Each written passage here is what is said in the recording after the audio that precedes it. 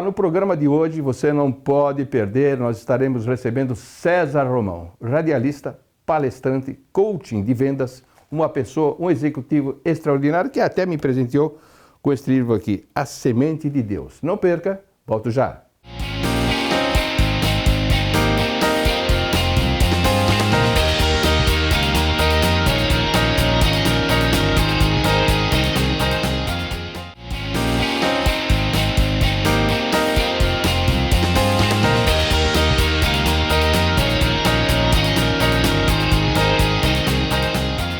Olá, mais um programa Propaganda e Negócios aqui no Alpha Channel. Eu tenho um grande prazer de receber um grande amigo de muito tempo, muitos anos, né? Muito conhecido aqui em Alphaville, né? César Romão. César, obrigado por ter vindo, viu? Muito prazer, Décio. Que bom estar aqui com você. Eu que sou seu fã, você sabe disso. E como sou fã, eu sou tão fã, mas tão fã, que já fiz um especial com o Décio lá, no programa de rádio, na 95.7 FM, alguns anos atrás. E é um dos programas que teve mais audiência lá. Hoje ele está lá no Spotify e também tem uma grande audiência. Muito obrigado pelo convite, Décio. É um prazer ter você. Aquele programa foi uma alegria. Muita gente me falou, né? Falamos de jingles, nos divertimos muito. Não dá para falar de jingles sem conversar com o Décio. Né? Então... Foi uma diversão para mim. Mas me fala um pouquinho da sua história. Você é um dos principais personagens da comunicação brasileira, né? É um grande empresário também. Como é que você começou? Você sempre teve vontade de fazer o que você está fazendo hoje? Acho que sim, né? Porque para fazer bem tem que gostar. Isso é uma coisa interessante, Décio. Porque, primeiro, posso dar um oi para todo o Alphaville aqui? Claro, Alphaville continua sendo a sua casa. Eu considero, eu que já morei aqui muitos anos, o pessoal vai lembrar com certeza absoluta, minha mulher, a Tica, foi apresentadora da TV Alphaville muito tempo. Nós fazíamos um programa chamado Trilha da Tica. Ela visitava a casa dos artistas aqui. Eu lembro, invadia a casa dos... Essa palavra invadir, né? Nós que lançamos aqui na TV Alphaville na época.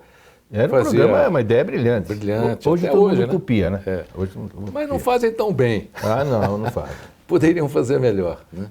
Então a gente está aqui matando a saudade, eu ainda tenho negócios aqui na região. É um prazer estar com você, então meu abraço aqui a todos os meus amigos aqui de Alphaville. Décio, na realidade é assim, eu sempre gostei muito de escrever, desde garoto. Então, eu escrevi 3 livros de poema. Foram um fracasso danado. E aí o pessoal fala, poxa, Romão, para com isso. Né? De poesia não leva a nada. Mas eu queria escrever, eu escrevi. Aí eu fiz um 4º livro, em 91, um livro chamado A Semente de Deus.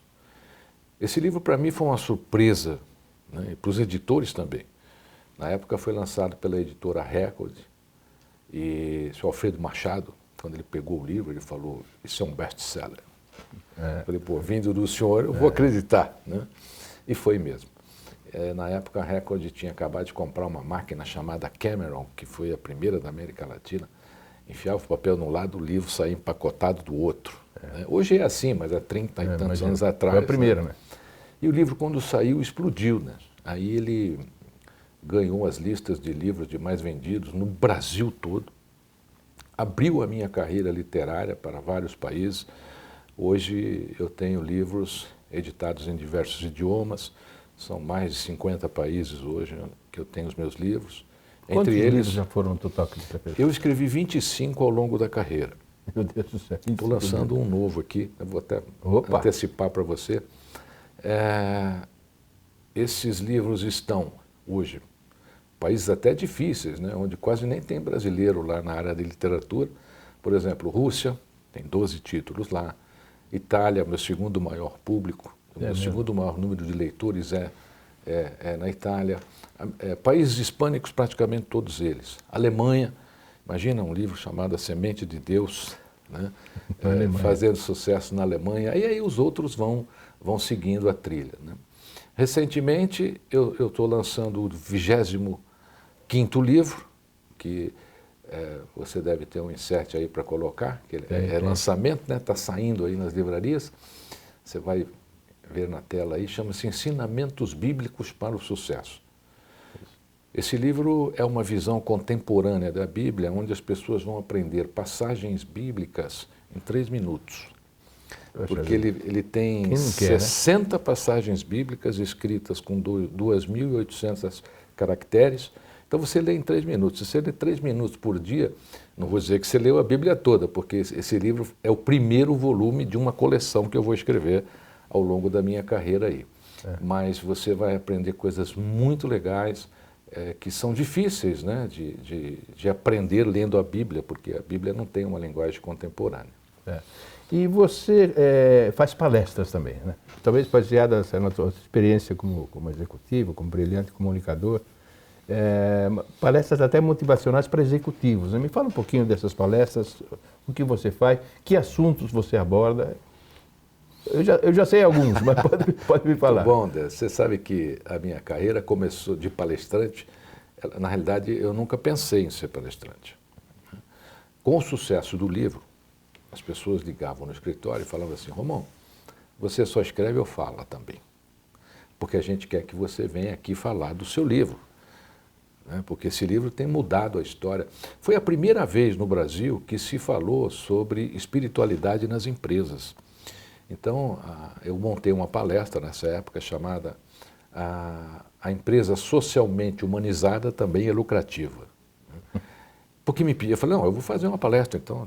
Aí montei uma palestra na época e comecei, querido Décio, e não parou mais, né? Então, a minha agenda de palestras aí, aqui no Brasil, é uma agenda bem forte. Eu tenho trabalhado bastante nesses últimos 30 anos, praticamente, de carreira, né? Uma média de 70, 80 eventos por ano. A pandemia atrapalhou, né? A gente parou, mas agora, daqui a pouquinho, está retomando tudo isso aí. Durante a pandemia, a gente fez palestras remotas, né? Não é a mesma coisa, não tem comparação. Aquele calor do público é outra coisa. E com isso, o que aconteceu também? Eu passei a ser convidado para escrever para diversos jornais, hoje são mais de 100 jornais, umas 30 revistas. Estou lá no Diário de São Paulo, né, com uma coluna lá também, e passei também a ser muito convidado para ter programas em rádio, em televisão, e aí a carreira foi andando. Hoje praticamente, no escritório, os livros e as palestras são praticamente o meu trabalho hoje. Você tem um projeto muito bonito chamado Projeto Fábrica de Gente, né? É um projeto social maravilhoso, acho que é para meninos de rua, né? Isso. Me fala um pouquinho ou seja, quando a pessoa é boa, também se preocupa em fazer, hoje é um projeto, mas todo mundo pensa em ajudar, mas a maioria fica fora, não ajuda. Me fala do projeto, como começou, quantos meninos você ajudou, me fala um pouquinho, porque é um projeto emocionante, me fala um pouquinho sobre isso. O projeto começou em 1979, e aí eu mudei meus negócios aqui para a cidade de Santana de Parnaíba, estão lá até hoje, né? E aí trouxe o projeto para cá. O projeto, que na realidade foi executado de 79 até 91, que era o tempo que eu planejei para ele, porque nesse tempo eu queria inspirar o meu país a pensar no futuro. Salomão já fazia isso, né? Quando levava uma criança para ele e a criança estava abandonada ou tinha sido achada sem parentes em alguma tribo, ele dizia: colocai essa criança no caminho reto e ela jamais se esquecerá, porque a mão que embala o berço é a mão que escreve o destino de uma nação. E esse projeto, ele inspirou muitas coisas. Eu recebi aqui na época, em Santana de Parnaíba, presidente da República, o projeto inspirou a Secretaria do Menor, né, e tantas outras coisas. E aqui, falando em Santana de Parnaíba, eu também fui presidente aqui do EPROCAD, que é uma fundação que trabalha o pendor natural, entre aspas, porque essa frase não é minha, é de José Messias, né, vamos dizer, o pai desse projeto, dessa fundação. Eu, na época, essa fundação, essa entidade era uma entidade da prefeitura, eu sugeri ao conselho que fosse transformada numa fundação. Hoje, a EPROCAD, aqui em Santana de Parnaíba, é a responsável pelo maior número de medalhistas do esporte brasileiro. Tá vendo? está aqui, está lá, vai visitar, colabora. Foi uma ideia que também nasceu de um projeto, né, com auxílio de muitas pessoas aqui de Santana de Parnaíba, tendo como patrono José Messias, que foi vereador na cidade, hoje não atua mais na política, e o projeto está lá. E o projeto Fábrica de Gente também, ele serviu para isso, ele serviu para inspirar outros projetos. E eu vou lhe dizer uma coisa, mas eu tenho uma mágoa grande, porque o projeto é assim, até hoje, olha. Nós, se o Brasil, ou começasse pelas cidades, e praticassem o projeto de profissionalização do jovem, porque o trabalho é a melhor maneira de inserir as pessoas na sociedade. Não tem outro, não. É esse. Né? Hoje nós teríamos um volume muito menor de menores abandonados. Agora, nenhum governo dá muita bola para isso, né? Tem que vir da pessoa física, uma pessoa como você, que é uma pessoa que gosta das pessoas, né? Que quer ver o bem do seu país também, mas os governos não dão muita bola. Teve um ou outro, alguma entidade, a Rede Globo fez, Criança Esperança, tal, não sei se ainda faz, tal, essas coisas todas, mas vem sempre da iniciativa privada ou de pessoas do bem preocupadas com um país como você. Por que essas empresas não se engajam mais nisso? Eu sempre colaboro, mas nunca fiz. Gostaria de tomar iniciativa, também me incluo, acho que poderia fazer mais do que a gente faz, né? A gente ajuda muita gente, mas no modo particular. Falta o quê? Falta inspiração nessas pessoas? Falta o quê? Falta confiança, né? Nós tivemos aí, por exemplo, vamos voltar um pouquinho no tempo, né? A época das ONGs, tivemos uma avalanche de ONGs que foram usadas politicamente. Então, as pessoas hoje, elas desconfiam muito. Infelizmente, o bem foi rodeado de desconfiança. Isso é um crime. Nós teríamos que voltar a confiar no bem, porque só o bem é que encontra o caminho. Tinha aquela, acho que era a instituição Padre Chico. Né? Sim, ainda tem lá no Ipiranga. No Ipiranga, né? Avenida que vinha Nazaré. de vez em quando pegar móveis antigos, geladeira, fazia de tudo para ajudar, e a gente ajudava. Mas eu acho que o Brasil está carente de ajuda governamental, sempre é explorado politicamente, para ajudar essas pessoas todas. Né? E você tem feito um trabalho extraordinário. A tua religião qual é? Olha, ao longo da carreira, eu fui um grande pesquisador religioso. Né? Tenho formação cristã. Aliás, a minha primeira palestra foi na Igreja São Carlos, na Rua do Oratório, lá na Vila Prudente. E o padre me chamou e falou assim, olha, garoto, sobe aqui que você vai ler a palavra hoje. Eu falei, eu? Então, aquele foi meu primeiro contato com a tribuna. Mas eu sou cristão. É cristão. Por isso, sempre preocupado com as pessoas. Talvez, né? Talvez. Não. Talvez. Eu acho que a nossa ideia de ter uma sociedade melhor, não só para nós, né? Porque quando a sociedade melhora, ela não melhora só para nós. Ela melhora para ela, né? Para os seus filhos, para os seus netos. E eu tenho essa preocupação até hoje. Inclusive, nos meus livros, tudo isso é citado. O projeto Fábrica de Gente se tornou um livro. Aliás, se você quiser conhecer, né? Chama-se Rota dos Vencedores. Está em todas as livrarias do Brasil. Eu conto toda a história do projeto, até o final, durante os 30 anos. César, os nossos primeiros 15 minutos chegaram ao fim já. E eu queria, no segundo bloco, falar um pouquinho das suas palestras. Você fala muito em liderança, em motivação, as pessoas vencerem os obstáculos e tal. Então acompanhe aqui meu amigo César Romão, também um grande palestrante, empresário de muito sucesso, uma cabeça privilegiada. No segundo bloco do programa Propaganda e Negócio. Até já.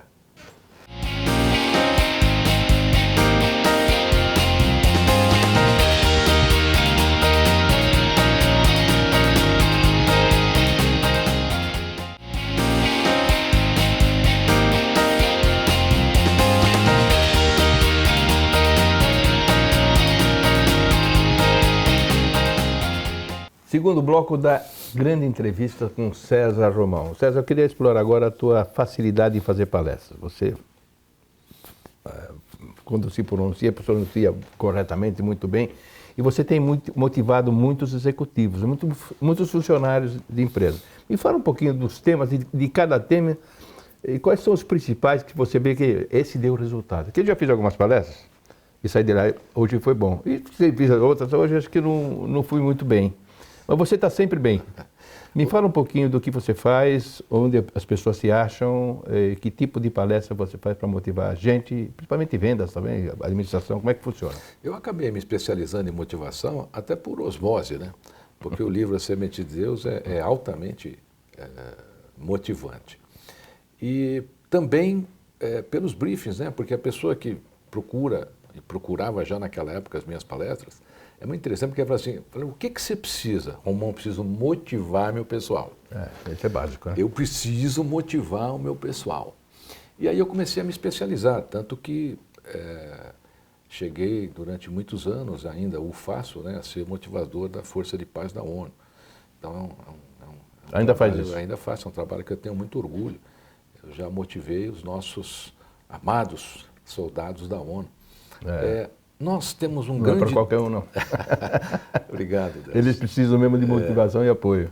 Nós temos um grande drama na nossa existência. Vai servir para você aí. Nós somos mamíferos. E todos os mamíferos são altamente condicionáveis. A gente se condiciona muito fácil. Basta você, por exemplo, dar um passeio na África ou procurar conhecer a África, você vai ver que ainda os animais que vivem soltos lá em liberdade, por exemplo, os elefantes, durante toda a vida eles fazem o mesmo caminho entre a comida e a água. Se a comida acaba ou se a água seca, eles morrem no caminho.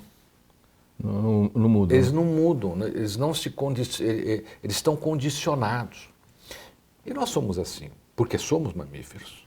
Então nós, seres humanos, temos que ter consciência disso, que nós somos altamente condicionáveis. É como um pai que vê uma criança pequenininha, né, o filho dele foi mal na prova, ele pega o filho, pega a prova e fala, você é um burro. Se não era, ficou. Porque naquela época, uma criança vê um homem daquele, né, imenso, dizer, eu sou burro, porque olha só, ele é meu pai, ele falou que eu sou burro, então eu sou burro. Meu Deus do céu. As escolas fizeram muito isso. Né? Então, nós fomos condicionados a não trabalhar a nossa área motivacional. E nós precisamos fazê-lo. Por quê? Porque ela é a nossa energia. Então, a pessoa se condiciona com a infelicidade, ela acostuma com o chefe que é ruim, ela acha que é assim mesmo. Então, fica, não, mas isso é assim mesmo. É igual carro, né? Quando a gente compra em concessionária, eu daria uma lista de marca aqui, né? Aí, às vezes, você chega lá no carro e fala, meu carro está com defeito assim, o atendente fala, é assim mesmo. Como é assim mesmo? Vocês têm processo de qualidade, né? Esse carro custou uma fortuna, como é que ele pode sair com um defeito desse? Ah, mas é assim mesmo. É assim mesmo, Então, acontece. esse assim mesmo a gente carrega também na nossa vida. E nós precisamos mudar isso. Nós precisamos, primeiro, Décio, sou seu ídolo, hein? Já falei aqui, mas eu vou repetir. Nós precisamos revigorar os nossos campos maduros. O que é isso? Nós temos talentos, nós temos gifts que nós ganhamos quando nascemos e a gente vai sepultando esses talentos, a gente vai acreditando no que os outros falam e a gente vai cobrindo esses talentos. Então, nós precisamos aprender a revigorar os nossos campos maduros, que são os nossos talentos, as nossas dádivas. Todo mundo é bom em alguma coisa. Todos Agora, nós. a liderança é muito importante para descobrir esses talentos, né? Se o cara for um líder meia boca lá, não vai ajudar a ninguém a liderar. Esse é um outro drama, né? Porque aqui no Brasil, durante muitos anos, o líder era quem mandava. Ainda é, viu? Ainda é. Então, o indivíduo é líder porque ele manda. Isso não é liderança, isso é chefia. Quem é o líder? O líder é aquele que inspira. O líder não é aplaudido, ele é seguido. O líder chega de manhã na empresa, as pessoas querem ouvir o que ele vai fazer, não o que ele vai falar. Ouvir o que ele vai fazer. Esse é o líder. Esse é o líder. Agora, hoje nós temos um processo de líder. E outra, falta no Brasil o que eu chamo do líder socialmente humanizado. O que é um líder socialmente humanizado? Às vezes o colaborador chega e diz assim, olha, hoje eu estou com meu filho no hospital. Sentimento, se precisar alguma coisa, toma as ordens.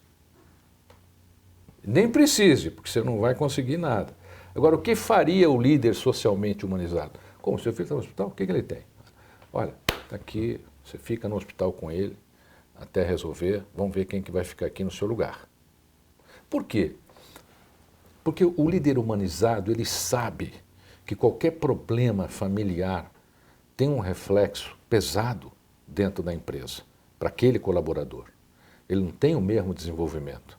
E se ele encontra um eco humano, ele vai seguir esse líder. Às vezes uma palavra dessa vai tratar do seu filho e volta quando você puder, influi também, não só aquele que está sendo beneficiado, como toda a equipe, né? Exatamente. Você, poxa vida, o que ele fez para esse funcionário aí. Por isso que eu disse que o líder ele tem que ser seguido, não ouvido. É fácil para você. O Gandhi, por exemplo, quando fez a Marcha do Sal na Índia, ele não ficou passando de aldeia em aldeia dizendo, olha, vou fazer. Não, ele simplesmente começou e de repente ele tinha lá milhões de pessoas, né? O próprio Cristo, quando fica chateado após o sepultamento de João Batista, ele sai em retiro e ele pensa que ele está sozinho, de repente estão milhares de pessoas que começaram a segui-lo. Ele não pediu para ninguém ir atrás dele. Esse é o líder. Porque o líder que pede seguidores não é líder, é mandatário. E como tem hoje, não? Tem bastante, tem bastante. Principalmente na política. Nossa, a política só tem mandatário. Aqui no Brasil, nós que acompanhamos de perto, né, a política desde que votamos pela primeira vez, eu muito decepcionado. Porém, essa é a política. Mas veja, nós ainda temos um povo que para na vaga do deficiente. Temos um povo que rouba a sua vaga no shopping enquanto você está manobrando. Nós ainda temos um povo que para na faixa de pedestre. Olha, eu daria uns 200 exemplos aqui só do trânsito. Então nós precisamos melhorar como pessoas societárias. Nós precisamos ter consciência do que é uma sociedade. E nós não temos. A pandemia fez uma coisa muito triste, na minha opinião. Fez uma parte boa e fez uma parte muito triste. Nós perdemos a oportunidade, durante a pandemia, de nos tornarmos seres humanos melhores, mais generosos, mais amantes da vida, mais respeitosos com o próximo. É verdade. E ela fez isso, presta atenção. Quem era bom ficou melhor. Por exemplo, aquela família se ama, ela ficou unida. Quem era ruim ficou pior. Nós tivemos, durante a pandemia, o maior número de separações na história do país. Por quê? Porque as coisas já não estavam bem.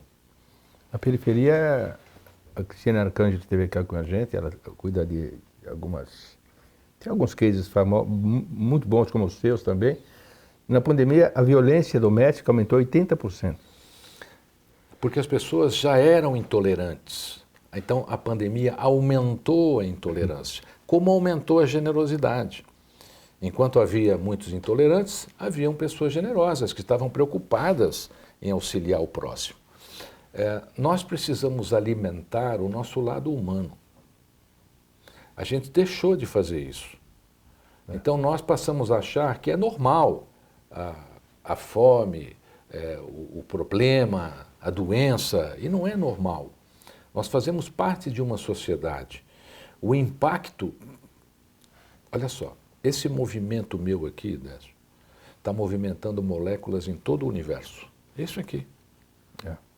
Assim é a generosidade, assim é a solidariedade, assim é o amor ao próximo. Né? O próximo é aqui, o meu próximo hoje, quem é? É o Décio que está aqui comigo, esses profissionais maravilhosos aqui da TV Alphaville, né? A diretora, o câmera. Então, nós precisamos estar mais atentos ao nosso próximo. E a liderança empresarial? Quer dizer, o cara precisa vender. Ter lá uma equipe de vendas, a fim de vender também. Alguns a fim de trabalhar, outros não, como sempre, né? Como é que ele tem que fazer para tirar o melhor de cada um e motivar essa equipe para fazer os gols, atingir os seus objetivos? Eu faço muita Fiz e faço, né? Muita palestra. Já, por exemplo, o ano que vem, a minha agenda de maio, por exemplo, está fechada só com palestra de vendas. Só que interessante. Né? Eu não te mostrei minha agenda, hein? Você foi lá na minha agenda espiritualmente dar uma espiada lá. É que eu já te conheço há algum tempo. Acontece assim, eu sempre falo aos vendedores o seguinte, vocês querem vender, na minha opinião, isso é um erro. A gente não vende, a gente transfere sensações e emoções. É isso que você tem que fazer. Você tem que fazer parte da vida daquela empresa. Como é que a gente faz isso? Primeiro, solucionando problemas. Como é que a gente faz isso para o público que vai comprar o seu produto? Transferindo uma emoção para ele. Vou te dar um exemplo bem simples aqui, que as mulheres vão entender o que eu vou dizer agora. Os homens, acho que não. O homem é meio ogro, né, para essas coisas de sentimento, né, Décio? Por exemplo, a mulher não compra batom porque é batom, Décio. Você pode perguntar para qualquer mulher se ela comprou aquele batom porque era um batom ou porque estava em promoção, não. Se pergunte a qualquer mulher, faz o teste aí em casa, por que que você usa batom?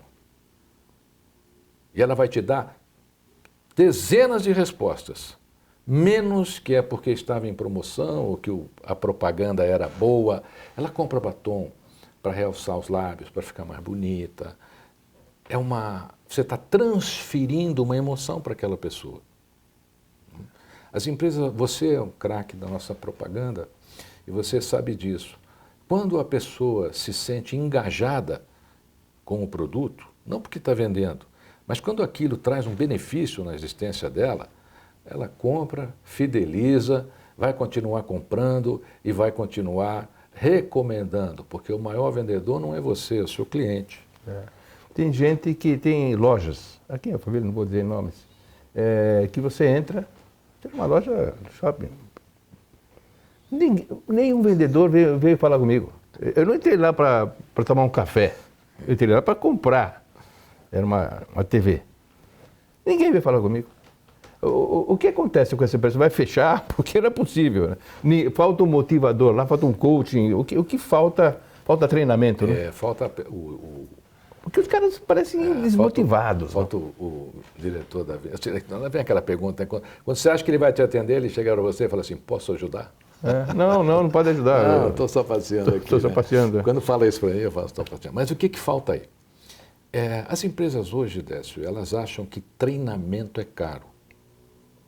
Esse é o primeiro ponto. Se a empresa tiver que cortar no orçamento, a primeira coisa que ela corta é treinamento. Agora, se você acha que treinamento é caro, experimenta não treinar. Você vai descobrir o que é caro. Hoje, você falou muito bem, Décio, não tem vendedor em loja. Nenhum vendedor vende, é você que compra. Exatamente. Se você queria televisão, você vai lá, chama e você comprou, ele não vendeu. É muito difícil alguém vender algo hoje dentro de uma loja. Eu vou te contar um case aqui. Eu trabalhei na Fiat Automóveis. Quando a Fiat Automóveis chegou no Brasil, lançou o Fiat 147. Em 1977, eu entrei em 76. Qual era a diferença entre o rei das vendas, que era o Volkswagen, o Fusca, e o concorrente, novo concorrente, que era o motor todo certinho, o mecânico não conseguia enfiar a mão lá dentro, como o Volkswagen se abria, fazia tudo, né?